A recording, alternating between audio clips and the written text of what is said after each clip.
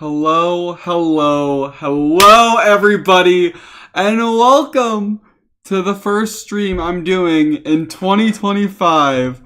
How's it going, everybody? I see Scraps in chat. Hello, Kirby Lover. Hello, Haley Halo. Hello, Alpho. Yeah, it's been a little bit since you guys seen me. And yeah, it's I don't know what to say. It's kind of crazy, just like thinking like, oh, it's the first stream of the year, and I have so many things planned. It's crazy. But today we are going to be finishing Return to the Pit. Now, if you don't remember last time was crazy. Like the kind of things that happened in this book are crazy. But we ended up getting a special item. I think it was like a golden token. And now that we have that, we're gonna go on a whole different pathway. Haven't heard from you No, you haven't heard from me since last year. That's what it is. But yeah, I have no idea how much this is gonna be. Like, I don't know, like, if it's gonna be a whole separate pathway, or if it's just gonna be like a fun little, hey, look, it's canon, like it was for the first book. What was it? The week before. But yeah, I'm not gonna waste any more of your guys' time. We're gonna get right into it. Alright, we're back at Return to the Pit. This crazy book. Also, let me know if the audio sounds good. Remember, like the stream if you like FNaF stuff.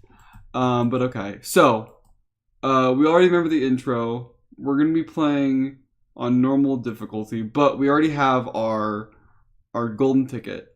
But I'll start from here again. It's gonna be, so I'm gonna start from the start again, just to get us back in the mindset of where we are. I have my water with me. There you go, you can hear it. And we're gonna see if this is crazy, if it's like what the heck, or if it's kind of boring. But I don't know how it's gonna be, so let's get started. It's the start of summer vacation, and you're sitting in the car with your dad, looking out the window, staring as the building's passing by. You notice that the dead possum is still there, getting nicely cooked in the heat. Yum. It's a sunny day, but even a sunny day in this town is gloomy and painful. The storefronts are bleached from the sun, and everything reflecting a white hotness that makes you squint. The wood on the boarded-up windows are covered in graffiti tags. The glass of a few stores that still exist are dusty and dull. It all makes you feel kind of itchy. You look down at the notebook in your lap instead, at the drawings you've made, because you like to draw, or at least you think you like to draw. Drawing's a way to escape the mundane, the repetition of every day, the droning on of teachers who give the same lessons over and over so everyone understands it, even if you got it already. But would you do it if you didn't have to use it to survive? You don't know. You think you would. You think you like it. You're pretty good at drawing, and lately you've gotten into sketching these animal characters that are kind of like mascots. One's a bear, one's a bird, one's a rabbit, and they play in a band. Yeah, okay, super cheesy and a little childish, but whatever. Everything's so whatever. Excited that school's finally done? Dad asks. He'd been trying to make pleasant small talk since you left home to get to the library. You've been ignoring him. He had put one of his favorite country music stations that play the worst kind of music, and the only way to survive was to pretend you couldn't hear it. But now he's trying to talk to you. And you ignore him again, because honestly, the truth isn't that easy. Yeah, it's great to be done with another year of school, to be going into middle school finally next year. 6th grade feels like a serious step up. But also, you're pretty much doomed to spend the summer completely and utterly alone. Your best friend Ben's not here. He left for the good life in Myrtle Beach. And it's not like the other kids at school want to hang. Nah, they'd rather call you Oswald the Ocelot, or even better, Lee Harvey Oswald, after the guy who killed the president back in the 60s. Why do popular kids pick on the unpopular ones? It feels like such a waste of time for them. Do they have anything better to do? Why can't they just leave you alone, like they do most of the time? And Mom works crazy long hours as a nurse at the hospital, and Dad's work shift starts early in the morning, so it's not like even if you wanted to be the kid who hangs with parents, you could even do that. So there's no one to hang out with, and it's not exactly like your parents have any extra money, so you could do anything cool. Again, your big plans today are going to the library. The very free library. Does Dad even want to talk about all that? But now you feel kind of bad ignoring him, so you push out an answer. It's whatever. Dad sighs. He's probably over you, just like you're over him. You wouldn't blame him. I know it's tough without Ben. It's tough without anything. I hate being poor. You probably shouldn't have said that. There are people out there way worse off than you, but you're frustrated, and it's too sunny out, too stingingly bright. We aren't poor, Oswald, your dad says on the side. Yeah, I know. I just got a new job at the deli, and I'm pretty sure I'm getting a promotion soon. Things looking up. I promise. Why is that always so hopeful? You think the longer you lived in this town, the less hope you'd have. You think it would all just slowly slip away, like a leaky faucet. Drip, drip, drip down the drain. Sure, you look at your sketch of the singing bear. His eyes kind of freak you out, even though you drew them in the first place. Hey, I have an idea, Dad says. Dad usually has plenty of ideas, not good ones. Why don't you go to Jeff's Pizza after you're done at the library? Get yourself a soda and a slice. How does that sound? Could be a new summer tradition. It sounded a bit like bribery. Like he's trying to make you think of a piece of pizza as amazing as summer at the beach. It all sounds okay. After all, pizza's your favorite food. Alright, so while I'm reading this, I know I've all read this before. We're gonna get to the new stuff very soon. I'm just thinking like we did basically the canon story of End of the Pit. So I have no idea where it's going to go from here. But yeah. Pizza tastes good. I forgot how long the intro was. Sorry about that. Yeah, pizza's okay, sounds cool. You try to sound different, but it doesn't matter. But your stomach rumbles right on cue, loud enough that Dad laughs. Thanks so much for that, traitorous stomach. Great! I love it when a plan comes together. That's something Dad likes to say because there's old TV shows where someone says that all the time. Dad likes old TV shows and films. You guys watch old science fiction movies together all the time. Some of his favorites are old Japanese kaiju movies where it's super obvious the monsters are just wearing rubber suits. Which is kind of fun sometimes. Okay, so maybe you like old things too. You pull in front of the library. It's easy for Dad to stop the car on the street because no one's around. There's never anyone around in this town. Why you even have the single traffic light is anyone's guess? Like 2 cars travel by an hour. Dad hands you cash for pizza and you mumble a quick thanks. You just need to get out of the car even if it means going to the library. You slam the door behind you a little too loudly.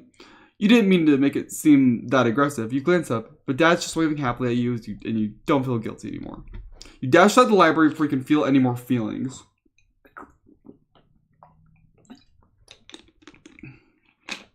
It's not actually the worst thing being at the library, but it's more the principle of it all. Like you should be with Ben, hanging out and gaming and stuff, but instead you're on your own, hanging out, gaming and stuff. But the library is dark, air-conditioned, and they have this comic book series you've been working your way through. When that gets boring, you can draw more of your mascot characters. It's kind of okay, actually. As time passes faster than you expect, and you suddenly are back out in the bright sun. But even that's a bit better because it's lower in the sky now. And you make your way over to Jeff's Pizza, one of the few shops in town that's not boarded up. Jeff's Pizza's always been a little creepy, but they do make good pizza. And you put up with the weird dank smell and the strange shadowy figures that were painted over the far wall. But you can still kind of see the lumpy outline. There's this raised platform in the corner, a stage once upon a time maybe? It's super random. The booth benches are covered in this kind of plastic that sticks to your leg when you sit down. And even though you've seen Jeff wipe down the tables, you're pretty sure the rack he does it hasn't been washed since the 90s.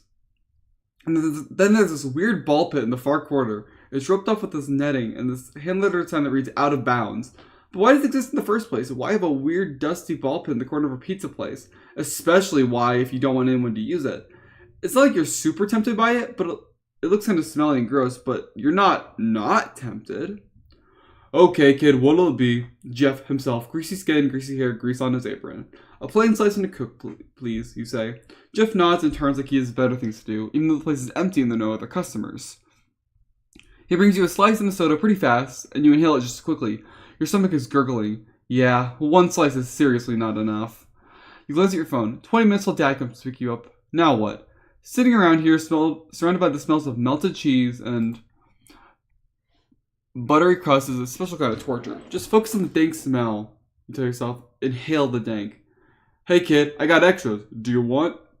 Jeff's there in front of you, his greasy glory, with 2 slices of pepperoni in his hands. Do you want? What kind of question is that? I don't have enough cash. On the house, kid. We close early tonight. Need to get rid of the extras. He doesn't wait for you to say yes. He can clearly tell that's the answer. He walks off again in the strange way he does, and you don't hesitate. You inhale the slices as well. So good.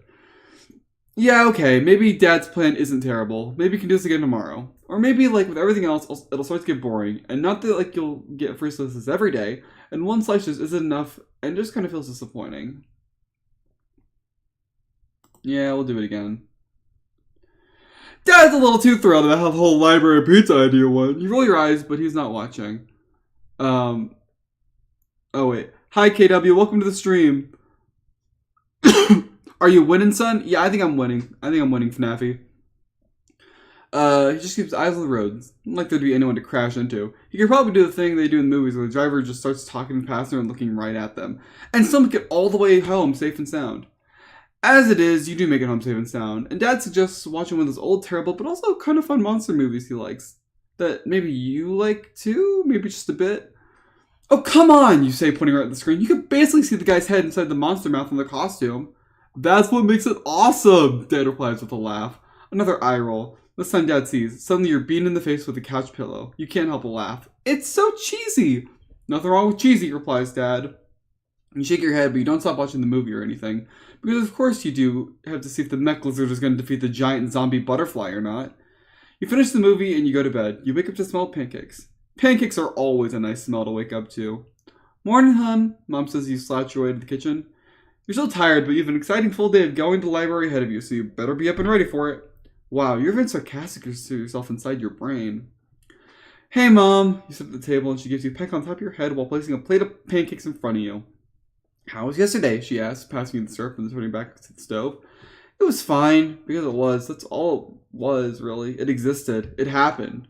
That's all anyone could say about it. Okay, the pizza was pretty good, and that's kind of pathetic to choose as some kind of exciting highlight. Well, I'm glad it was at least not terrible, Mom says. Yeah, at least not that. And you get ready for another not terrible day. Same old, reading more of that comic series, eating more free pizza. Evidently, Jeff has a ton of pizza just lying around or something. Maybe he should stop making so much. Well, you're not going to suggest anything to him while he's handing you the extra slices. Then Dad picks you up, and it's the same cycle over and over again, day after day. You run through one comic series and start another. Your mascot band is out on tour. You draw them in locations around the world. The pizza still tastes good, but maybe it's getting a little boring. Day after day. At the end of the week, there's a bit of change in routine with the family night. Family night is always a weekly tradition that you do with both your parents. Probably something to do with bonding or whatever. It's just the three of you. It's not like you invite long-lost relatives or anything. It seems a little silly since you see your parents every single day. But yeah, it's true. The three of you hanging out together is not easy to do with your parents having such opposite work schedules. Anyway, family night can consist of anything. A board game, maybe a walk to ice cream. Tonight, it's a movie night, which is okay. But you're just kind of over everything at this point, including movies. Not excited about the movie, Oswald? Dad asks, slipping through his titles on the app. You shrug. I'm just gonna over everything. Nothing ever changes. It's the same every day. I wish we had money. Money isn't the most important thing, Mom says softly from her chair. Yeah, you know that. She says that a lot. It's not, but it makes things less boring. And even though you know you shouldn't say it because it'll make Mom sad, you add, I hate the summer. It's so stupid. I don't want to watch a stupid monster movie. But you like monster movies, Dad says. Too much of anything is dumb. I want to do something different. Hang out with kids my own age, not like my parents. What's wrong with you? Why are you being so mean? Maybe you're just so over everything you can't hold back all those angry thoughts in your brain. You're too tired to play nice. I know it's not what you want. Yeah, because why would anything ever be what I want? Lower your voice, young man. Why should I? I'm angry. Because I'm your father, and I'm telling you too. Okay, not you two, knock it off, Mom said with that trademark mom voice that just cuts through everything, even a fight. It makes everyone in the room shut up. I'm serious. That's it. I'm making you both watch a rom-com. The thing is, rom-coms are just as stupid as old monster movies, so what's the difference? But also, you really are just hanging out with your parents, being around anyone, really. Alright, we leave. So, we're almost at the pizzeria. That's good.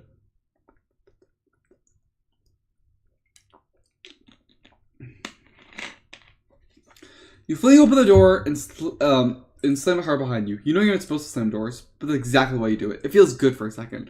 Then you immediately feel a little guilty. Not that guilty, just, you know, a little. You stomp over to your bed and fall hard onto it, maybe a little too hard. You hit your head against the wall, but you don't really care. You pull your phone out to play a game, and your stomach sinks. Like Ben has sent you a text. Hey.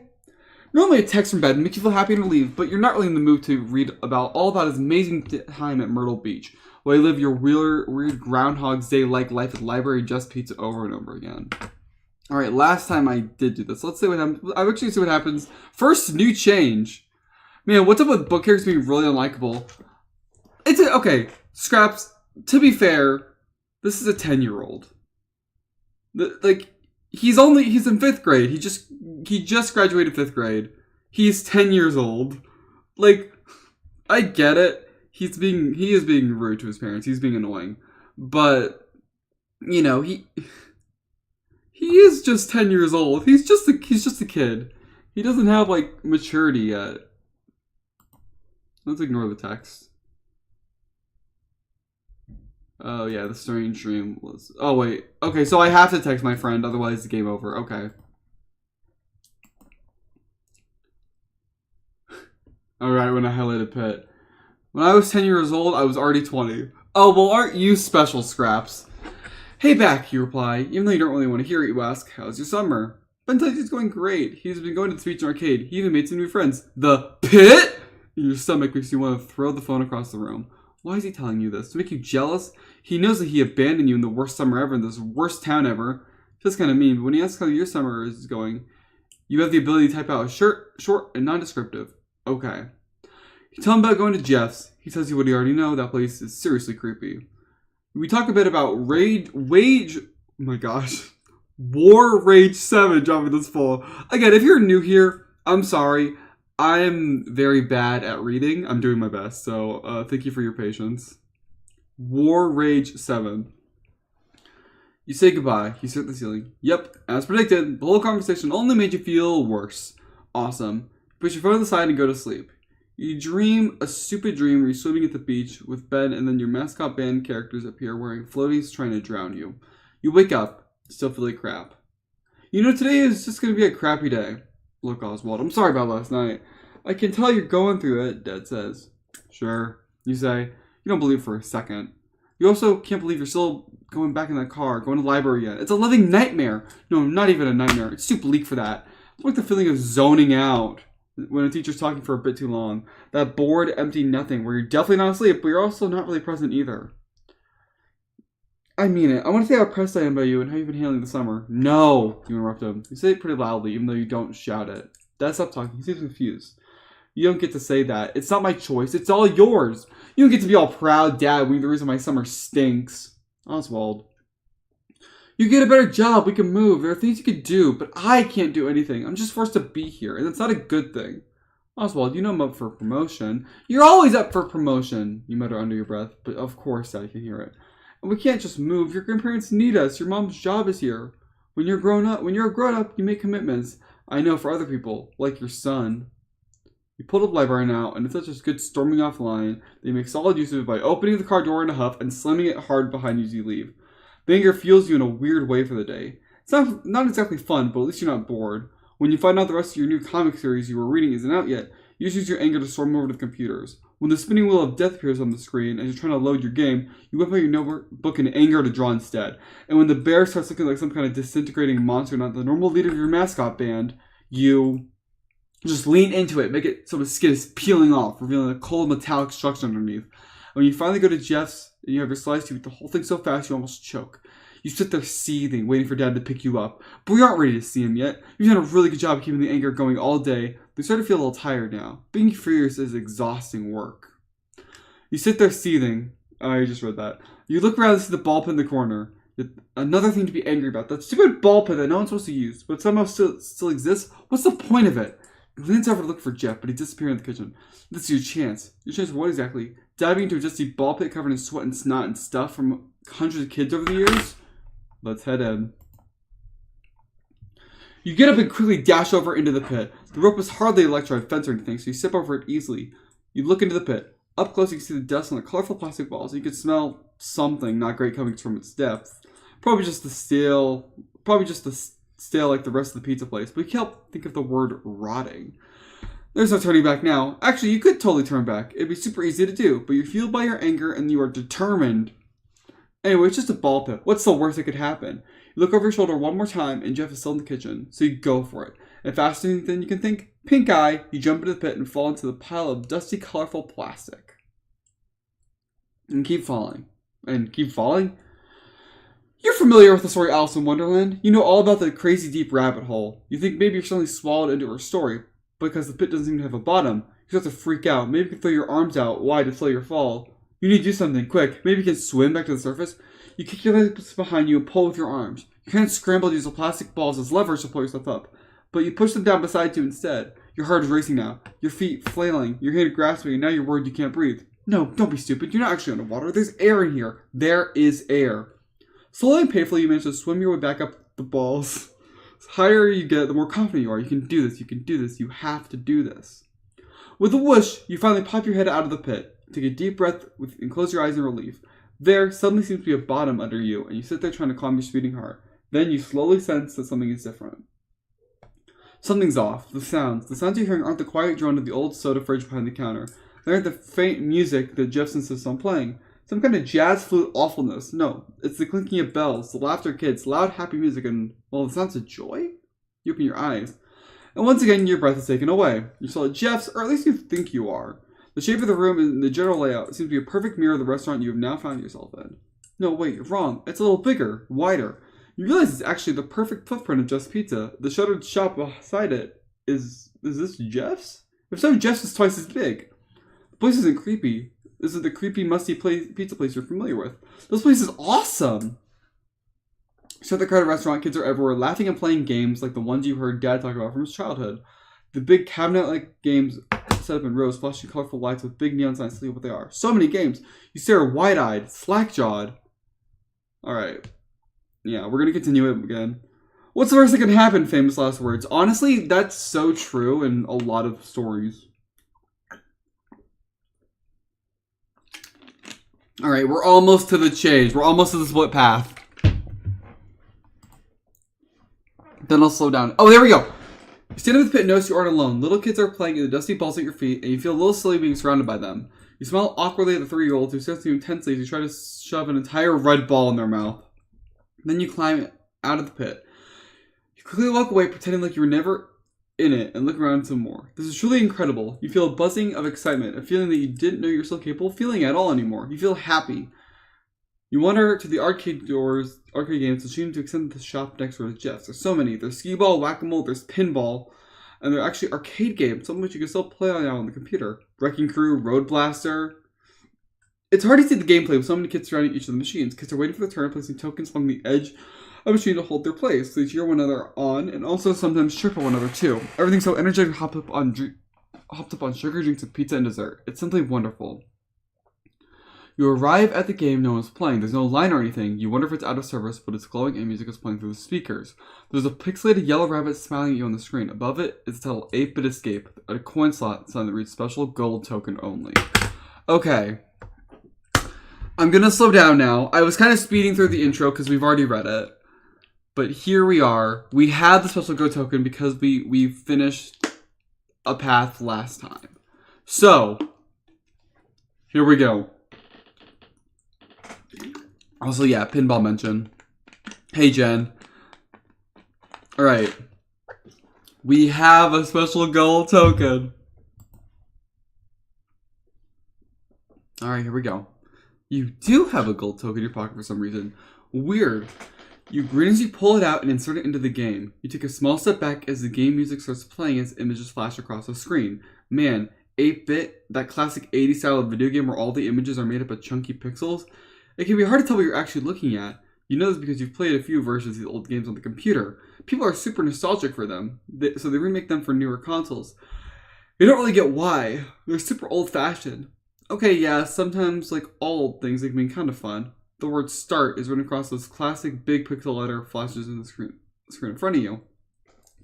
You look down at the buttons on the arcade game and you notice a little round joystick. You move it to the box around the START lights up. You push the red button next to the joystick and the START turns a bright blue. Suddenly, oh boy, the world whooshes around you. You stagger back trying to keep your balance as a tornado of color and blurred images spin faster and faster. What on earth?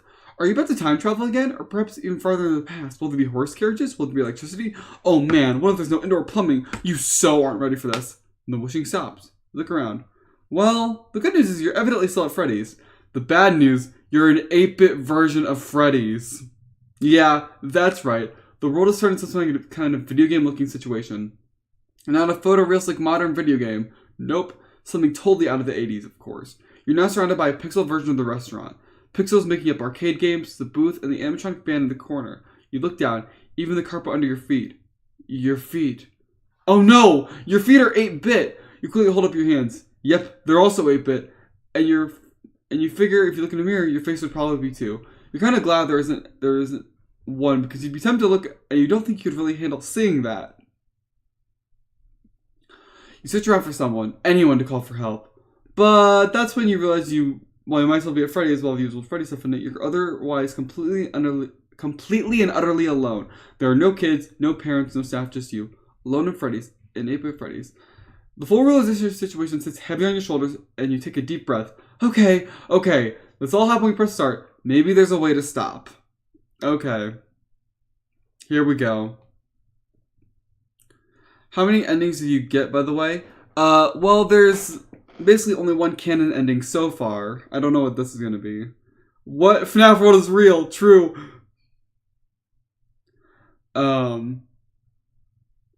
Grammar. Yeah, I picked up what you're putting down. No, I understand what you're saying, KW. I get what you mean. Alright. But there's probably going to be someone chasing us because it's an 8-bit escape. Oh boy, here we go. You decided to explore the space. Where would a stop button be hiding? It's weird walking around an 8-bit world. Everything has hard edges and you bump your knee against the table, wincing from the pain.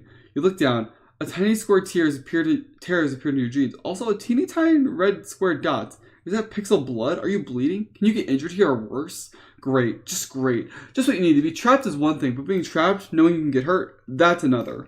You swallow hard. Well, if you can, you can. There's only one thing that you can really do about it is to not die. You just have to avoid it. Man, you hope you can. You make your way over to where the ball pit usually is. Instead, you find a table set up. It's ready for a birthday party. There's a cake at the far end of the table, and plates and cups are placed in individual spots, but no one is sitting at the table. There's definitely no stop button and no pause button either. You turn around. On the opposite side of the room, you notice an exit door, which you assume is some kind of hall. You push it carefully. You've explored everywhere in the space, so it probably makes sense to check it out. Then again, maybe you missed something back at the original arcade game itself. Maybe the stop button is hidden there somewhere. Alright, chat. First choice of the new route. First real choice. Alright. We're gonna... What do we do? I feel like going back to the arcade game will not progress the story and thus give us a game over. That's what I personally think. But I could be wrong. But I'm gonna say... Please let this be the FNaF 3 minigames. Oh, I don't know. Let's explore the back hallway. You went over the... Wait... Is this wait, I just had an idea. Is this supposed to be the Into the Pit game version of events where it's like all pixelated graphics? You head over the door and open it easily, and yep, sure enough, there's a back hallway there. You walk down the bland grain hall looking for that stop. It's funny, staring at the 8-bit Freddy posters on the wall, they're kind of cool looking. You kind of want one for yourself in your room if you ever get back to your time. Of course, if you ever get out of this 8-bit world. You come across the door, you open it and step inside. You find yourself in a storage room with tall shelves stacked with old toys, some Freddy action figures, yellow plush chickens wearing Let's Eat bibs. There's a mop and a bucket in the corner. That's when you see 4 little 8-bit kids sitting on chairs wearing party hats. Help! One calls out to you, although you don't actually hear him say it. Instead, words appear in black text marked over his head, spoiling out the pixels. Help? Because they're actually tied to the chairs. Please save us! Another one calls out. Again, a text box appears over his head, white letters on black background. You don't know what to do. All you want to do is escape the game, but it looks like you might need a play to get out. And it has something to do with these kids. You want to find an exit, not waste time like this. Then again, maybe helping the kids will help you find a way out. Okay. We'll go back and check the arcade machine once we get to like a stopping point. Scraps, don't worry. Alright, let's untie them. You work your way down the rows of kids, untying their hands and feet from the chairs. It's really weird seeing your own 8-bit hands as you do it, but you try not to focus on that. You finish and stand upright, waiting for kids to get up or something, but they don't move. You walk around them one more time just to double check you've untied everything. You can't see exactly what might be holding them down. What are you supposed to do exactly? What am I supposed to do, you say, or at least you try to say it. Your words come out as jumbled sounds, almost like notes on an instrument within words. Why don't you get a text box too? Seems unfair. Well, this is frustrating. You hear a bang from down the hall and spin your head to look at the open door. Next, you hear heavy footsteps heading away. You turn again and see a giant box of party supplies in the corner. We're gonna hide. Oh boy. You peer out from behind the box, see a giant yellow 8-bit rabbit enter the room. Even though it's made of pixels, it's hard to see details. Sometimes you get the impression that the game isn't telling you this is an actual giant rabbit. You think for some reason this is a person inside a rabbit costume. You don't know why you're supposed to know that or what difference it makes, but it makes you feel very uncomfortable by the thought. A little scared, even. Oh, maybe that's why you were meant to think it. The game wants you to feel scared. Then you realize the rabbit is carrying a kid in over its shoulder. You watch as the rabbit places the kid on another chair. The kid tries to run away, but the rabbit catches him, and he quickly rises from the chair and pushes him back down on it. Hard. The rabbit quickly puts the party cat on the kid's head, and the kid sits perfectly still. The rabbit then ties the kid to his chair like the other kids have been tied up and then leaves. You feel adrenaline pumping through your veins. You understand what you have to do now. You wait a beat longer to make sure the rabbit isn't on its way back anytime soon. When you feel like enough time has passed, you quietly sneak out from your hiding spot and move on over to the kid. You untie the new kid. Then quickly as you can, you remove all the party hat from the kids' heads. The moment you do, the kids are instantly up on their feet. They can move around freely now. Thank you! Appears above a girl's head. Okay, why didn't they just say that in the text box? They were able to talk while tied up, so like why can't this be like, remove the party hat? Now that's an adorable pixel rabbit. Hey, it kinda is, yeah. When you escape quickly, appears over the boy to her left. Okay, that's an exact. You might as well treat this like an actual video game. A video game where you can get injured and bleed pixels, but still, time to escape the back room. If you look around the room and notice a ladder in the corner that seems to access the vent in the ceiling, tap to cheer. If it is, okay, we're going to the ceiling. We're gonna vent, boys! Gamers! Do you know of Among Us, Gregory? Do you know of Among Us, Oswald? You gesture to the kids to follow you. You cross the room to the ladder. It's really hard to... Wait a minute. I just had a thought. Is this the game in Into the Pit where you're running around a maze, trying to get kids to an exit? Anyway, but you figure it wouldn't exist in this game if you weren't meant to climb it. You go up the ladder first, carefully until you reach a large round vent on the top of the wall. You glance into it. It's definitely big enough for a person to fit. Since most vents in real life aren't, you take it as a sign that you should use it. Otherwise, why would the game have a human-sized vent to crawl through? You pull yourself into the vent and turn around so your head is poking out. You try to speak, but of course it comes out as all notes, so you shake your head, gesture for the kids to follow you. You remember your parents always told you to do the right thing. Thankfully, they understand. You move deeper into the vent as one by one each kid climbs inside. Once everyone is in, you turn and lead them into the ventilation system, crawling along as quietly as you can. You reach a T section. You can go right or left here. You look back at the kids, see if they have a preference, but they just stare back at you. It would seem you're in charge of all the decisions in this game. Oh, we don't have a map of the pizzeria. Alright, chat, coin flip, left or right.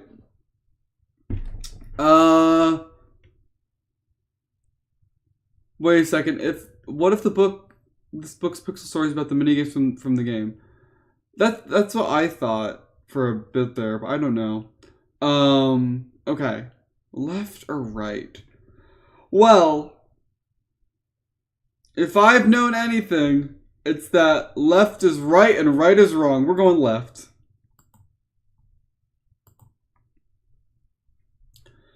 There really is nothing that indicates a better route. No smells wafting from one direction, no noises to avoid. It's just luck, just chance. Whatever you choose will be the correct choice or the wrong choice, so you choose left.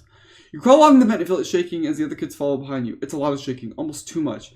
Just as you suddenly wonder if the vents are meant to carry away to 6 kids, the floor beneath you gives way and you all tumble out of the vent into the kitchen below you, and right on top of the rabbit. There's a heavy thud as its head meets the concrete. As you jump up ready to run away, you know the rabbit's body is super still, and the kids clamber off it. You realize the rabbit's unconscious. Oh, that's good. That's very good. Now you just have to do something. You find something a little weird. That's when you notice the room is growing foggy. You look around and see the pipe ceiling is spewing some kind of gas. You're feeling pretty dizzy now, and you hear a thud, another thud. You turn to see the kids passing out around you, dropping like flies. Well, that's not good. Your eyes roll in the back of your head, and then blackness. Until you regenerate back in front of the arcade game. You're still a little dizzy and confused, but you're not sure if the gas or regeneration. It takes you a moment to realize what happens. Oh, I can't die. Or maybe you'll have a certain number of lives. But it's a game. I'm in a game, you tell yourself. The pain was real, though. You once remembering it. You're not sure how many times you can be murdered by the rabbit mascot. Well, you're back at the start now, and you escape from this game. You only have a choice, you might as well try again. Oh my gosh. We're in a loop. Alright, let's try that again. Okay, let's get back there. To the vents. Let's go right. Man, I always lose the 50-50s. There's really nothing to indicate. Yeah, you choose right. So you turn and crawl out of the vent. The kids follow you dutifully. Your hands and knees are getting sore, and so is your back. That you can feel things in this game freaks you out. You really need to win this thing. You don't want to know what's going to happen if you don't. Finally, you see daylight from far down the vent. An exit, thank goodness. You also hear a noise directly below you. The moment was replaced by panic as you look down at the small hole in the vent shaft. There's the rabbit walking directly below you. Okay, we should probably freeze. What is this, some kind of loop theory?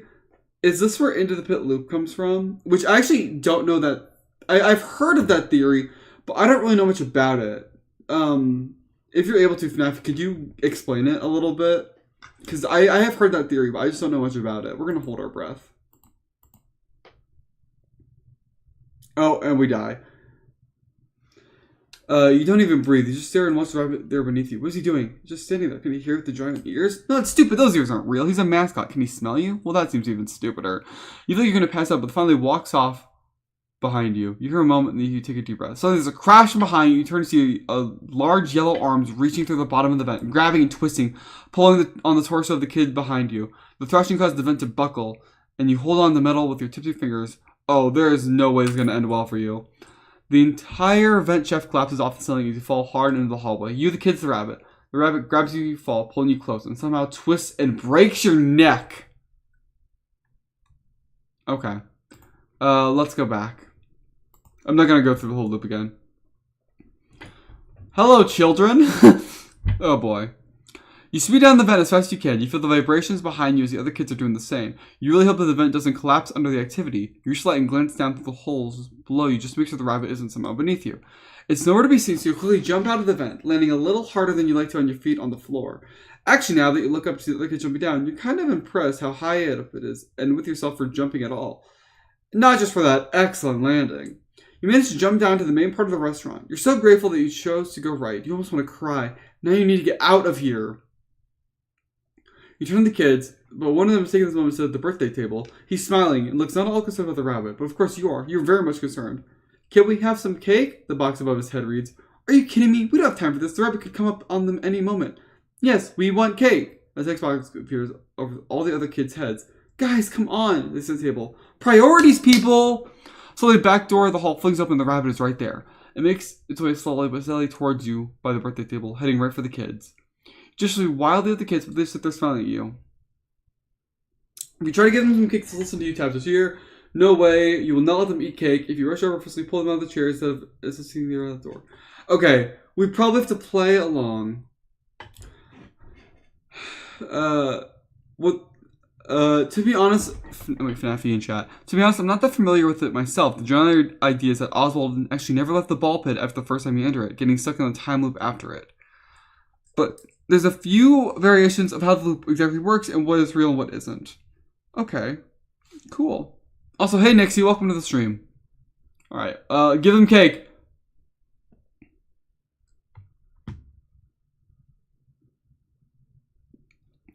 You run over to the cake and quickly start cutting it into pieces. This is madness. You lift up your shoulder. The rabbit's still coming for you. It's now halfway across the room. Thank goodness it doesn't seem to know how to run.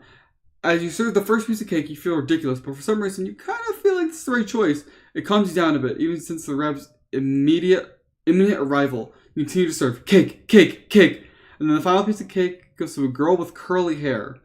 You stand back at the kids and you all dig into the slices and take a bite. They chomp down the cake. You can't help but look over at the rabbit again. Is it here yet? Is it going to attack you at all? You notice that it stopped in place. Well, that's good at least. It starts to convulse, like it's being electrocuted or something. It spasms and flinches and bounces in place. And then right in front of you, in front of the kids, in front of the cake, it explodes into a million pieces. Instinctively, you crouch and hide your head under your arms, bracing yourself against the flying pixels, but they miraculously avoid you. And the kids. You look up at the coast is clear. The kids are cheering. The word "Yay" appears over their heads. Then a giant blue winner appears. It's so big you're going to worry it's going to fall and crush you, but then you realize, oh, winner. We won the game. And chat just lost the game. So suddenly the world rushes around you again, that colorful whoosh like at the start of a game. You understand this whirlwind, in this whirlwind that you've won the game. You're quite proud of yourself. The whooshing stops and you say to yourself, you're sitting in front of the arcade game again. And the game is totally real, not made of pixels or anything. Look at your hands and are more relieved that they are your hands. Real human flesh and bone and blood hands. And all the other stuff people are made of hands. You can't help but smile. You look up and realize you're not in the past anymore. You're back at Jeff's Pizza. But when Jeff had old-fashioned arcade games? Instead you hear the noise, the din of customers enjoying their food. You look around and see the booths are full. There are a couple of waiters running around delivering sodas. And Jeff looks happy and satisfied behind the counter. Still kind of greasy, but a lot less pathetic looking. As for you, while you're sitting in the corner with 3 other arcade games against the wall, you realize only then that where the colorful ball pit used to be, there's no ball pit anymore, just happy colorful video games. On the wall beside where you're sitting is a framed newspaper article. You read the headline, "Kids Saved from Certain Death, Whole Town Rejoices." There's a picture of a person in a mascot suit being handcuffed by police and 5 kids watching with their parents. This is date 2, 1985. 1985. Wait, did you do that? Hey Oswald, having fun? You jump a turn. It's Dad. Yeah, I think I beat the game and saved the lives of 5 kids and changed the course of history? Sweet, good job. Want to challenge your old man? You look at him. You're supposed to be mad at him. You remember that now. But he seems to have forgotten about any of your arguments. And honestly, after everything you've just been through with those kids, well, you think it's kind of silly to be fighting about stupid stuff. Plus, taking care of kids is hard work. It can really be annoying even when you're trying to help them. You feel like you understand Dad's perspective a lot better now. And playing a game would be a lot of fun. You start looking at the flashing star on 8-bit escape and think, maybe not this one. You don't want to undo everything. After all, you're a hero. Not that anyone will ever know that. Maybe Donkey Kong instead? You just hit the game beside you. Bad choice there, kid. I'm a Donkey Kong Grandmaster. Dad rolls up his sleeve. You shake your head and laugh. You what you say. You play the game together and it's a lot of fun. You feel bad about being annoyed and frustrated with Dad. After all, he's trying to do his best. You enjoy some pizza and take a pie to go for Mom. All differences aside, it actually turned into a pretty fantastic summer. Achievement unlocked, secret ending at the end. What the fudge is this? So... Huh.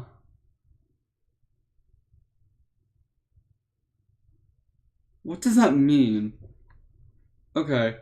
We're going to go back and look if there's any other differences in this that we can find. That aren't just game overs. So, okay. I have some thoughts, but I'll wait a bit. Alright, okay, yeah. So, if we go back to that, we die. Oh,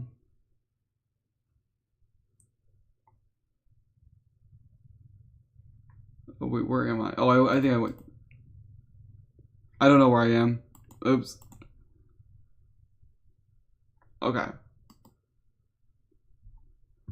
Okay, we're gonna go explore the back hallway, and then we don't untie them.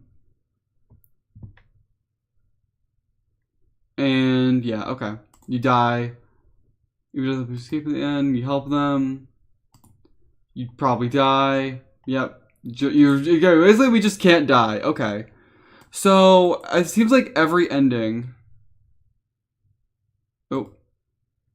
I have no idea where I am again. Okay. It says for the back hallway. Yep. Back hallway. Untie them. That'll get you killed. Okay. Look around the corner, and there's a rabbit. Oh, wait a minute. There's actually a different choice. You peer around the corner and look up at both up and down the hall. The coast is clear, no rabbit in sight. You plan to go back into the restaurant, not the front entrance to escape, but now you notice there's also a back exit to your right. Maybe it'd be safer to go that way so you don't risk any potential rabbit run-ins. Okay, okay. Stick with the original plan. You try to get the kids to follow you, but the only purpose musical sound. Some people talking to this game is a deeply frustrating experience. You just hit the kids with your hand, and that seems to do the trick. You lead them as quickly and quietly down the hall as you can. Reach the door back into the restaurant. You carefully open it and peek your head around the door to make it tuck off the room. As you notice, the rabbit is on the opposite side near the birthday table. Something appears in your peripheral vision. You look up. A text box with "Oh no" materializes above the kid standing next to you. Oh no, indeed. You see the exit out the restaurant in the street to the right. It's not that far away, and the rabbit's back is to you. Maybe sneak all the kids out of the restaurant if you just do it quietly and carefully. Or maybe just turn around and try the back exit. If we try the front exit, we die. Oh boy.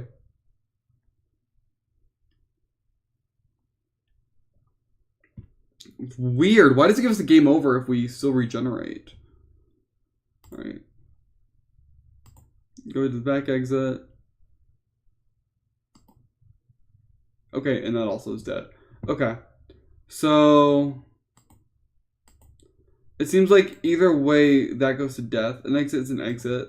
Does that also... Yeah, okay. So it seems like we find everything. Okay. So, okay.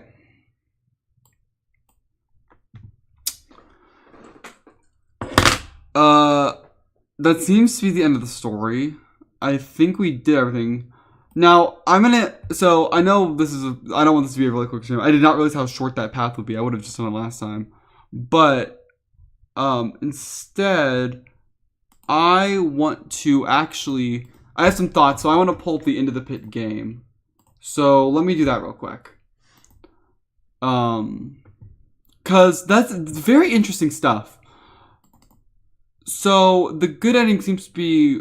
which ending is it? The 3-star ending of Into the Pit, I think it was? And also, 8-bit escape. I want to check something in-game. 3 timeline. Well, no, it seems to be like 2 timeline. Well, 2 canon ones. That's the thing. How canon are the secret endings? So it seems like, oh, that's the good ending. You know, we saved the kids. We, made sure people didn't die or whatever. But I don't know. It's tough. Oh, it's so weird. Yeah, I don't really like this ending, Lamau. FNaF, he says. Bro retconned all of FNaF. Me when I retcon all of FNaF. So there's a few things I want to see. First of all, don't worry, I'm not gonna do a whole playthrough, chat. Don't worry. Alright, do I have just a file of just at Jeff's Pizza? Pizzeria... Oh wait, that's prologue. Day 5 nightmare, okay, let's do this. My nightmare file, let's hope I don't die.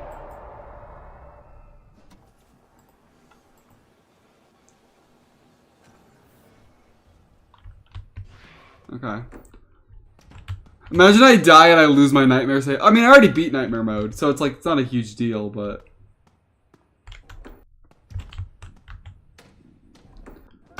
But like, so when they first said 8-bit, my first thought was like this, but this isn't 8-bit, this is just pixelated graphics. So, if we go to the pizzeria... Alright. We don't wanna... Well, I guess we could try and trigger the ending, although I'm not... Actually, I don't know if I could do it well.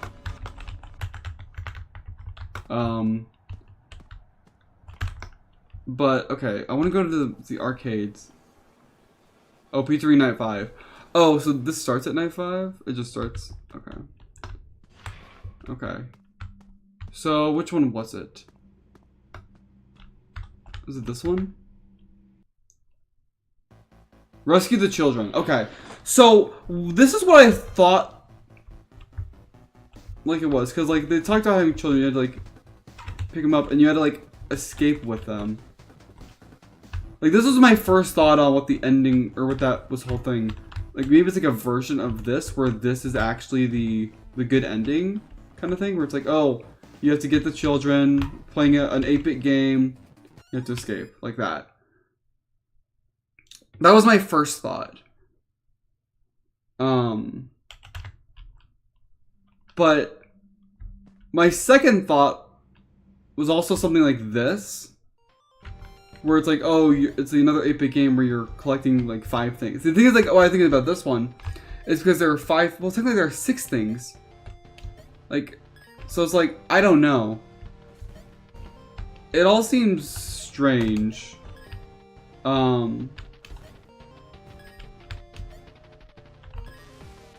And like, obviously there's like the 6th one over there. But, one thing I just want to see real quick.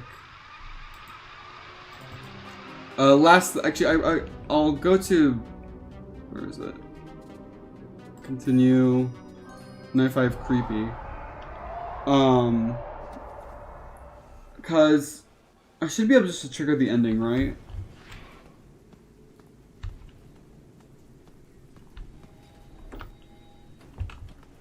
Are we already here? Can I just... Okay. Yes, okay. So that's what I want to do. Yeah. Okay. Oh, I'm already here. Perfect. My file's just straight here. Okay. So I'm... Obviously, like, we don't do this in the book, but I want to see the ending cutscene. Because if I remember correctly, it's just like it is in the book where it's like, oh, you're back at Jeff's Pizza, but it's now in the present, it's all happy and stuff. So is that what it's saying in the book? I don't know what it's actually saying in the book, though. Because, like, it seems to be a weird mix of both the game and the original short story. Like, they're different versions of the same thing. But I don't know. I haven't read the short story in a while, to be honest. So I could be wrong. Okay. Oh, F. Okay, there we go. I was like, which button do I press? I don't remember. Okay. He glitches out. It's like there are multiple ways to survive the into the pit story, because there was just killing the rabbit like this, the photo thing that we did in the game to get this ending, and then there was the saving the children, was also destroyed the rabbit. But the reason we got the super good ending in this game was because there were these special mini games that we had to do. Like, there were 3 mini games that were different Fazbear Fright story related. So it's like, I don't know. It's very weird. Like, they all have different ways, and I don't know. It's really strange. Yeah, here we go. This is what I meant. So this is like the best ending, where it's like, oh, there's everyone's here, our family's here, it's back alive. And yeah, okay, that was it. Okay. So that's weird. Because that wasn't a thing in the actual short story itself. Whoa, that's different. Alright, let me quit the game. Yeah, let me bring the book back up. I might want to look at a few more things.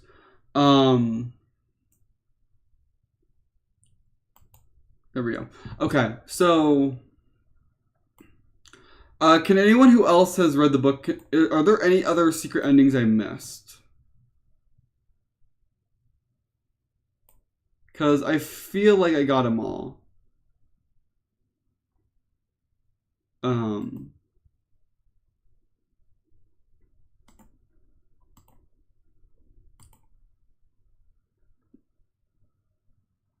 Yeah, okay, so we're back at this.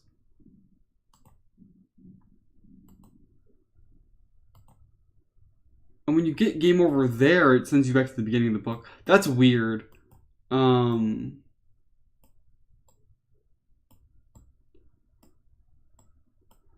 So it seems like there's only 2 endings. Let's take this complete.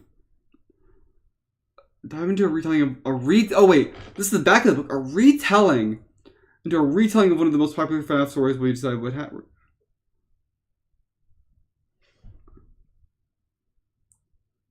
Retelling. That's interesting. So it's not like an adaptation. It's a retelling. But that's weird because the canon ending is just following the correct story. This is so weird.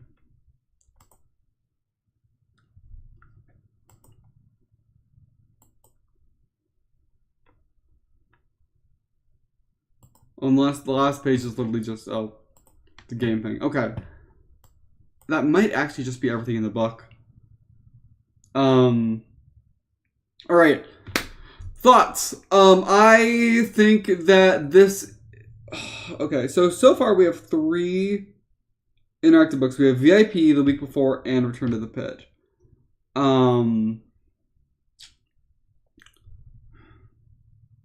Honestly, in my opinion, this is the weakest interactive novel. Now, that might be a bit of a hot take. I don't know. Chat can let me know if that's a hot take or not. Because, okay, The Week Before is the best one so far because I think it was perfectly set up. It was split up into nights. There was like a bunch of items to collect. It felt like there were like so many different paths you could take, and any one of them could have been the correct answer. With this book, it felt like, oh, there's one ending. You just gotta go along the straight line that you already know, and you'll get the ending, and then you'll get the item that sends you back to the other one. Meanwhile, in The Week Before, I had to actively search for the secret item that would help me get the canon quote unquote ending. And you could argue that VIP was also like this, where it's like, oh, it's like the only choices are progress the story and death. It doesn't like branch off a lot. And I would counter with that with, yes, you're right that VIP is like that, but at least it was a unique story. We already know the End of the Pit story 3 times already. Short story, video game, graphic novel. So it's like, I don't know. I think the best part about the story was that one split timeline where it's like, oh, it actually is time travel, and we have to join the Pit Vengers and fight Pit Trap as like our time traveling operative or whatever. That was awesome. That was cool. There should have been more of that. You're back. We finished the book and we went over some of our thoughts. FNaFy. Pretty sure you got the endings. Yeah, it's just the canon ending and the secret ending. Okay.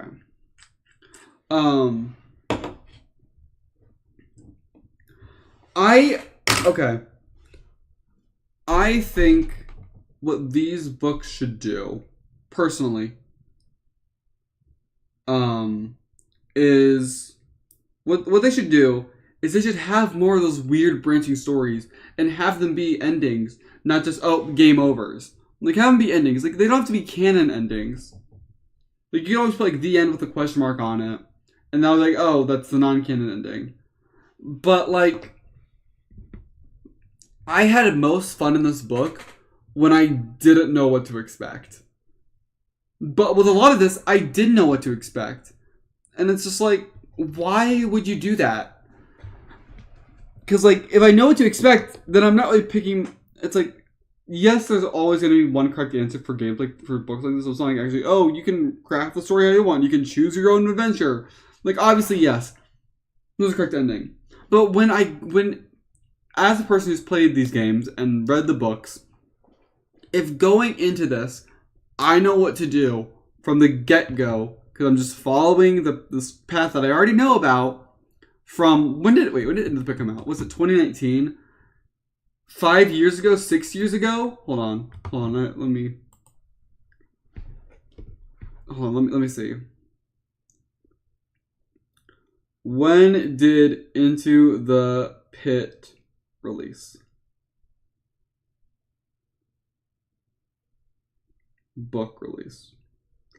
December 26th, 2019. Okay. So, just over 5 years ago. Just over 5 years. So, granted, FNaF is 10 years old. So, we have known about this plot for half of the entirety of the FNaF franchise at this point. If I am being put into a book where it's like, oh, choose your own adventure, it's like, I already know the plot. This is the most well-known FNaF story that people have actually read. Most people who read this think it's the weakest from the 3 from my experience. Okay, so I'm not alone in that. Okay, thanks, Bugbird. Like, don't get me wrong. It's not a bad experience. Like, I had fun reading it. I had fun exploring different options. I mean, Oswald got hit by a car. That's kind of funny. But, like, if you're, like, strictly speaking from, like, an unbiased, like,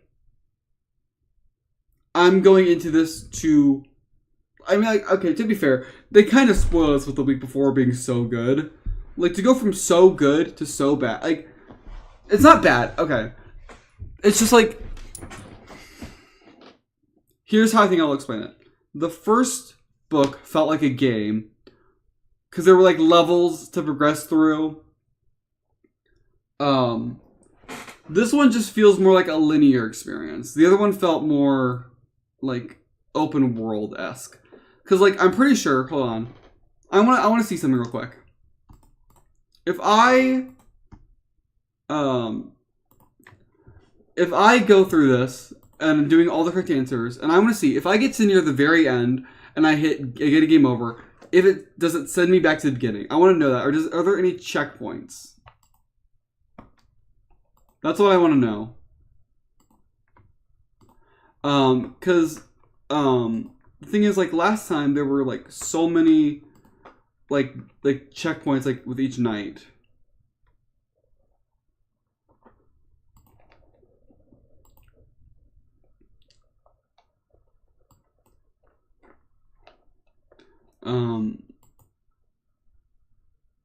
So it's just like, and like, okay, with this, it's like, oh, this is like the only inventory choice in the entire game. Flashlight, rabbit ears, or Freddy thing.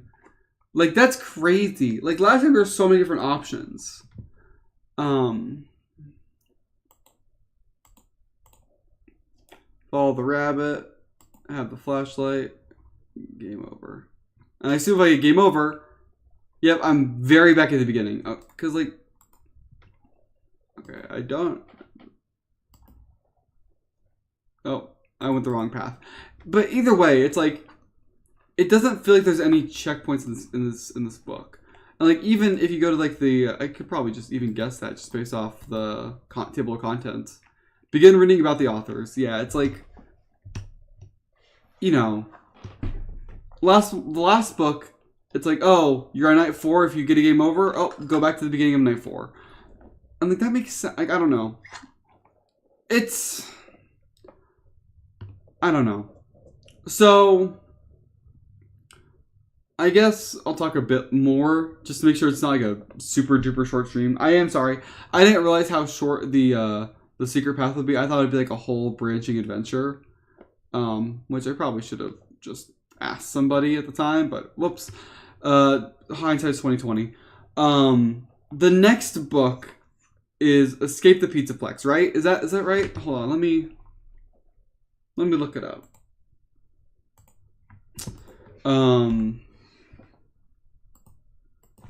FNaF Interactive Novel 3. Okay.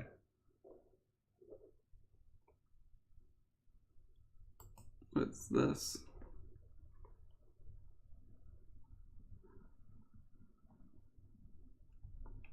Oh, I found a bootleg FNaF book on Amazon. That's pretty cool. I don't know if that's legal, but whatever. Okay, yeah, so Escape the Pizzaplex. Let me grab an image and put it on stream. Alright, let's save image. And then let's do this. And source image. Escape the Pizzaplex. There we go. Okay, so this is going to be the next book that comes out. And so obviously it's going to be believe it or not, guys, I think it's going to be a story all about the Pizzaplex, and Montgomery Gator is going to be in it again. When does it come out? It comes out on April 1st. Is that right? April 1st? Looks like it. So on a Tuesday. Yeah, it's a Tuesday. That makes sense. So, I mean, they're probably going to stream it day one. As I do. But... So, this is one where we play as Cassie. Which is already interesting. I'll read the description for you guys real quick. Relive the newest, biggest Five Nights at Freddy's location and the setting in the Smash Security Breach game in this all-new interactive novel. You are Cassie, a young girl trapped inside a Freddy Fazbear's Mega Pizzaplex, chased by terrifying animatronics as well as the night guards. You gotta do whatever you can to make it alive. Can you escape or will be game over before dawn? So I'm worried now because it's not night-based. However, if they do hour-based where it's like 12 a.m., 1 a.m., 2 a.m. like they did in Security Breach itself, and there's actually like a level system, that will give me a lot of hope.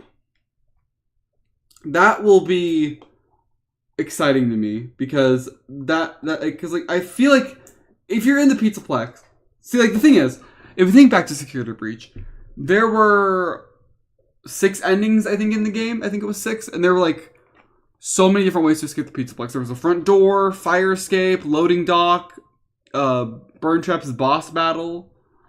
Like there are different ways to escape the Pizzaplex.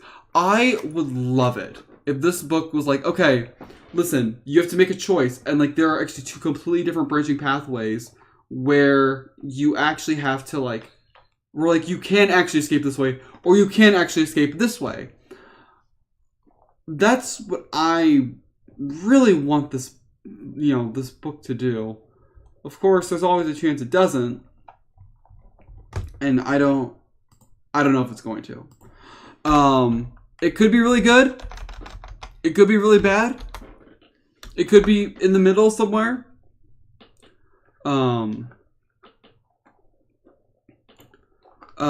Scraps in chat. Wait a second. What if the arcade machine is just a version of Mexus? Like in Into the Pit? That wouldn't make sense because Mexus was built to keep the mimic.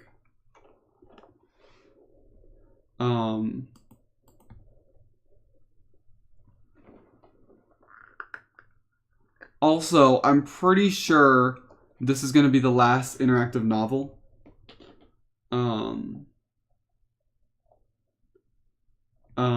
Because I just looked it up, and apparently someone confirmed that there are only going to be 4 books. Unless that just means 4 right now, like there were, like how there were only. You guys remember back when there was only going to be 5 Fazbear Fright books? Like I know things changed, but yeah. Who knows? Who knows? But I think that's pretty much all I have to say on the topic. I'll probably... I want to move over to the screen for a second. If you guys have anything you guys want to talk about for a bit before I end stream? I know it's a bit shorter one. Kind of easing our way back into streaming in 2025. That's gonna be my excuse. But yeah, so let's do. Okay, what are people saying right now?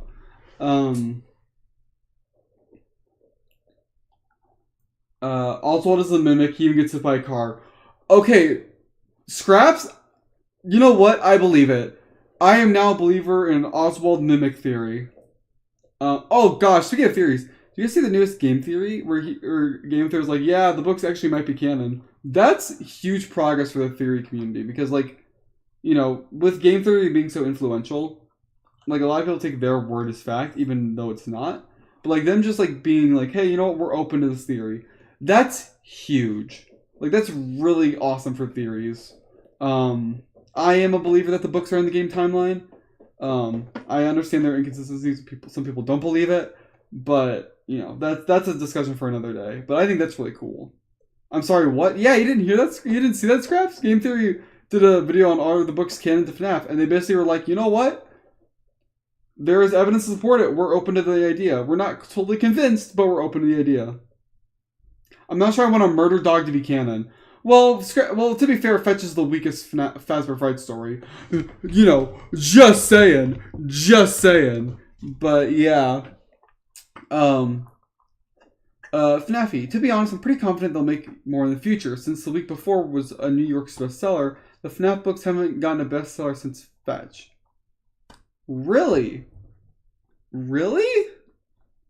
Really? Even seems like the Mimic didn't get bestseller. I was certain that one would have. Interest. Also, can I level with you guys for a second? Can I level with you guys for a second? I honestly thought that like every single book published got a New York's bestseller because I feel like I see it on every single book. Am I wrong? Am I wrong in thinking that? I thought every single book was like that. I kind of preferred it if the books were more like parallels. It makes it more interesting. I disagree. I think like at this point, like, you know, people are so hung up on the mystery that they won't take answers. And like I think it's good to have answers and move on. Like, you know, Fazbear Frights. Here's how I see the whole thing. Fazbear Frights give answers to FNaF games 1 through UCN. Tales from the Pizzaplex has some stories connected to Frights and the original games to show that Frights and Tales are connected, and Tales is connected to Help Wanted and onwards. So like that's kind of how I see it. It's like I like Frailty the story. I think Frailty is like the bridge in between old FNaF and new FNaF. That's how I kind of see it. To be honest, the Frights book put best-selling series on all their Frights books since Fetch was a bestseller. How is Fetch a bestseller? I'm sorry. Okay, listen. Lonely Freddy, pretty good, you know? Out of Stock was probably the best in that whole book. But Fetch was so weak. I'm sorry. I will die on this hill. I will die here. I am not a Fetch fan. I'll play the Fetch game when it comes out. I'll probably love it. I'll make a tons of shorts on it, you know. I'll milk that game. Why not? Because I actually found those shorts for Into the Pit really fun. But it's just like, it's not that interesting of a story. If the game can make it interesting, I'll be happy. But right now, whatever. Fairly certain Fetch was riding off Sparky the Sparky hoax hype. Exactly. The Mpreg isn't even canon under Stitchline. Yeah, but that's funny though. Can we count that? Like, can we have it there anyway? Like, can we have it as like a bonus story, like a little bonus, like the the Springtrap Mpreg? That's funny. Okay, that's really funny. I would love to hear your reaction to a future Fetch game, SMH. Listen, if it comes out, I'm definitely streaming it. Like, I mean, come on, you know me. I'm gonna stream all the new FNaF stuff. I know I'm not a completely FNaF-centered channel, but I mean, I still like FNaF and I still want to interact with it. So I'm gonna add a little bit of music in the background. But yeah, like, you know, now that we're in 2025, we're gonna have lots of fun stuff coming up. If you like the stream, it'd mean a lot if you hit the like button. And we got a lot of stuff coming. I'm not ending stream yet. I'm just like saying like what kind of stuff's coming up. I'm gonna be trying to finish series, playing new games, of course. I'm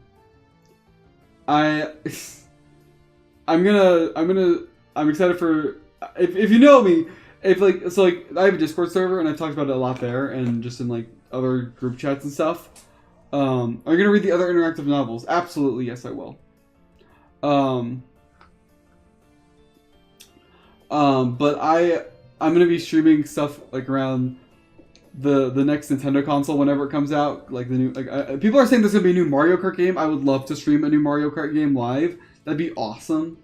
If you haven't noticed, I'm a big Nintendo fan. Like, I'll be continuing Mario and Luigi. I'm gonna be finishing that game.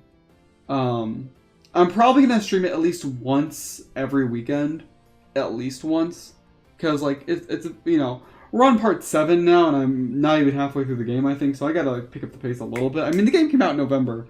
Then again, I just haven't had a lot of time. But yeah, expect around 2 streams every weekend in 2025. I'm gonna try to do some Fridays, but I can't promise that at all. And there will be some weekends where probably at least once a month where like I won't do any streams just because I'll be visiting with family and stuff. Maybe I'll get someone to do a takeover stream those weekends. I don't know. But I aim to be mostly consistent with streaming. Obviously, like, once the semester's over, because, you know, school is starting up on Monday, like, the month of May, I'll have time to stream a bunch. So I'll probably do that a lot. And yeah, I'm not going away. That's all I'm trying to say. Basically, it's like, stuff will continue. I'm gonna be doing a variety of stuff: horror games, chill games, fun games. Some not even games. Like, so like, I appreciate everyone sticking around. I didn't, you know, I said I posted like a thing on my server, but like 2024 was just so awesome for the channel. And I'm really excited to see what happens in 2025. And I hope you guys will stick around and enjoy it. But I think that's pretty much around where I'm going to end the stream, just because I am running a little low on stuff to talk about. Again, I'm sorry for the bit of a shorter one. I'll make it up to you, and tomorrow will be longer, probably. We're going to be, again, like I said, playing more Mario and Luigi Brothership, which is going to be fun. I'm excited to get to the good. Apparently, the first two worlds, seas, whatever, they're like slow and boring, and apparently picks up. So apparently it's about to pick up. So we'll see. But I think that's pretty much where I'm gonna end for today. Thank you guys for joining the stream. Thanks for the stream. Made my day. Oh, thank you so much. That means so much to me. Ooh, more Mario tomorrow? Yes, more Mario tomorrow. And yeah, I'm gonna be continuing. So actually, okay. Before I end stream, so would you guys enjoy it if I streamed sometime during the week? So basically, my class schedules on leaves open a Tuesday and Thursday, where my only class is at 4:30 in the afternoon. So like, if I started streaming at like noon my time, oh, it's actually just 4 o'clock in the afternoon, I could do like a 3.5 hour stream. Or if I start at 11, it could be 4 and a 4.5 hour. But like, I don't know like if people would watch that because it's during the weekdays, during school time. Like, is that like, because like I also don't know how many people watch VODs. I don't want people like, oh, I wanted to watch the stream, but he did it during the week, kind of thing. So like, that's something I've been thinking about a little bit. I'm not totally sure. I could always do like more chill streams during the week, just like kind of be able to do, you know, just more in general. I don't know. It's something to think about. Jen just screamed psychic. What? I got the server to. Good for you, Jet. Oh, Jen, it's okay. You did it. I need your teacher skills. Wait, what? What do you mean? You can't steal my teacher skills. I kind of need them. Unless you want me to like... what does that mean? Are you going to steal my skills? Are you like one of those like... How do I study and feel motivated for that? Wait, how do I study and feel motivated for that? For what? You say for that. What do you mean, Scraps? Like, are you struggling with motivation in general, or are you feeling are you feeling unmotivated to study? Like, tests. Okay, so when it comes to tests, like, you know, I have ADHD, and sometimes I feel bad because like I wait till last minute to study. Test week starts for me next Friday. Okay, well, so I take a psychology class, and we actually talked about stuff like test anxiety, stuff like that. Honestly, the best thing you can do for your brain is to not cram. Like, do an hour of studying and then give yourself some time to relax. Don't instantly go to like videos, screens, streams, stuff like that. Because if you do that, your brain starts moving fast and like it kind of like leaves behind everything. So if you study for an hour and then give yourself time to just sit and think, you actually have a higher chance of retaining. Other tips that were given in the class were stuff like you should study in an environment that mirrors or parallels your actual test taking location. Like studies have shown that like if you're testing in like a hard chair sitting straight up in a quiet room where it's just you and there are no screens, and that's what your test room is going to be like, you're actually going to do better than someone who studies in a room with like music playing in the background with screens around them and like sitting in a comfy chair all slouched or laying in bed. Like if you study in the environment, in like a similar environment of how the actual test is going to be, you actually are shown to do better. Because your brain is like, oh, I remember this guy, I remember the situation, I remember the feeling, I remember like the general vibe. Like that's how your brain is able to work. A lot of memory related stuff comes from recall cues, where it's like, oh, I remember this, and it connects to this. So like, you'll see a lot of my streams where it's like, I'll do something like, oh, this connects to this, which connects to this, which connects to this. That's how you can get from like, oh, I'm playing a game about a boat to, oh, let me talk about stress. Like, our brains work in a very like web kind of fashion. And like, if you look at like pictures of like neurons, that makes sense. It's like all connections. One thing connects to one thing, which connects to another, which connects to another, and like that's just how it works. That's how we evolved. That's just how our brains are. I hated the test I got before going homeschool. It stressed me out, and I couldn't remember anything. I have my own thoughts on homeschooling. As a teacher, I'll be honest, I'm not the biggest fan of homeschooling. Yes, it works for some people. Yes, it's good for some people. But I'd say in general, I'm not a huge fan of it. But one of the benefits of it is having that, comfortable environment of learning. One thing that I think a lot of schools struggle with is making the place comfortable for students to learn. Because really, a lot of kids don't want to be at school. And that's very true. But like one of my main goals. So I'm studying to be a teacher. One of my main goals is to make a classroom where the students actually want to come to the class. Like I always go back to my 9th grade biology teacher. So in 9th grade, I had honors biology, and I had this teacher. Her name was Mrs. Barnes. Now, imagine an old grandma, it's like gray, short, curly hair, glasses, a cane, but just like the craziest person you would ever meet. So like, like she would give nicknames to the students. Like, she would like quote stuff, and like she had her own like catchphrases and stuff. She would literally bark at the students. Like, if we were talking in class and we disrupted, she would just go, arf, arf, arf! And just go like that. And we would all be quiet. She was strict when the time needed, but she was also very fair. She made class fun. Every single day was interesting. Like, I was excited to go to her class just to see what would happen. She was the type of person who would like give you a 0 with no retakes if you were caught cheating. But she would also be the kind to like notice like if you're having a rough day, and she would like take you outside and like ask you what's wrong and like help you in any way she could. Like, that's the kind of teacher I strive to be, where it's like just like a kind teacher, like a fair teacher. That's really what it is. I think that's the word I really gravitate to when it comes to like teaching and stuff like that. Being fair, because a lot of teachers aren't fair. Like, there'll be times where it's like, oh, they make assumptions about who's in the wrong, and then they punish accordingly, even though they don't listen. They don't, yeah. KW, I get it, but I was bullied a lot and could not remember anything. I hated writing and reading. I didn't understand what's going on, so I went to homeschooling and was actually able to learn.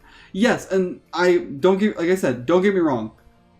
I'm not saying all homeschooling is bad. I'm not saying that at all. I'm saying like, a lot of where the homeschooling issue comes from is parents who think that schools that teach critical thinking are bad, and so they bring their kids home and they put them in a narrow worldview that doesn't teach critical thinking, doesn't teach empathy, stuff like that. it misses out on the social aspects, because one of the biggest benefits of school is interacting with other students that come from different walks of life. Like, that is so incredibly important to the growing human mind. And sadly, there are some parents who think, no, I want my kid to be a carbon copy of me, only think the way I do. Yeah, fun but serious. Yeah. I don't hate public school, but I think homeschool is the best option for me. And yes, it is the best option for some people. I'm sorry if I made it like, oh no, I'm not saying your way is wrong. Blah blah blah blah blah. No, that's not what I mean at all. There are lots of, also, don't even get me started on unschooling. Actually, you know what? I'm already started. Screw it. So unschooling is this trend online where basically the parents don't teach their kids anything. They don't make them go to school. They basically sit there and wait for kids to want to learn something on their own. So that's all they do. So what ends up happening is kids spend all day on their screens because there's allowed to do whatever they want. They aren't forced to learn anything, so they don't learn anything. It's how you get kids who are like 10 years old and can't read. And that is, I can't support that at all. Absolutely not. But it's like, oh, I'm such a good mom. See, he doesn't do anything he doesn't want to do. But when he does want to do something, he puts all his effort in. Like, no. But yeah, if you want, I can go into more thoughts on like teaching tomorrow when I'm actually playing a game. But I think for now I'm going to end the stream. But if you want me to go into more thoughts on schooling tomorrow, just let me know in chat. OMG, hand schooling. Yeah, man, that sounds the worst. Exactly. It makes me so incredibly angry that people just like think that's okay. Like, you are actively ruining your children's future. I'm sorry. You are actively, that's just what, let's call a spade a spade. Let's call it what it is, okay? Oh my gosh. Sounds like a good idea? Alright. Then I'll end stream for today. Tomorrow when I play Mario and Luigi, I don't know who's gonna be joining me, to be honest. I don't know if anyone is gonna be joining, but I'll talk more. I'll do some more talking. I'll share more thoughts. I would hate that because I love learning. Like, it's responsibility of parents to raise adults, not children, to prove them the world. Exactly. Exactly. Okay. We have our topic for tomorrow's stream. Don't let me forget, chat. But I will go way more in depth of this tomorrow. That sounds good. Thanks again for the stream. Thank you guys all for joining. But yeah. Time to transition into outro mode. Thank you guys so much for watching the stream. If you like the content, leave a like on the video. Share it with your friends. Sharing around the stream is the best way you can do to support the channel. Thanks again for watching. Thank you, KW, Scraps, Haley, Alpho, Nixie, FNaFy, everyone who's here. Bugbird, I'm just scrolling through chat seeing Jen. Am I missing anyone? I don't think I'm missing anyone.